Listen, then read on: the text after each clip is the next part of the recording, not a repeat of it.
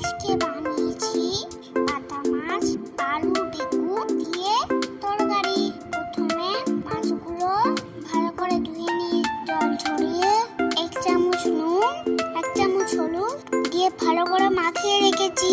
এরপর কড়াইতে পরিমাণ মতো তেল দিয়ে এক এক করে সব মাছগুলো উল্টে পাল্টে ভালো করে ভেজে নিয়েছি।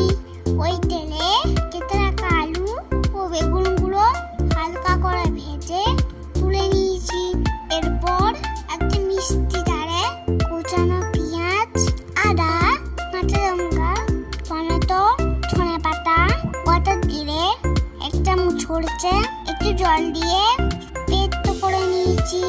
এরপর তেলের মধ্যে একটা শুকনো লঙ্কা, তেজপাতা, একটু চিনি দিয়ে নাড়িয়ে নিয়ে বেটে রাখা মশলাটা দিয়ে মাঝারি আঁচে ভালো করে কষিয়ে নিয়েছি।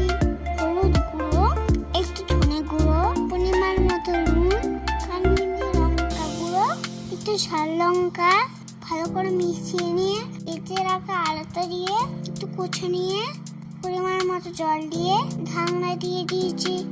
আলুটা সেদ্ধ হয়ে এলে ভেজে রাখা বেগুনটা দিয়ে ভালোভাবে মিশিয়ে নিয়েছি।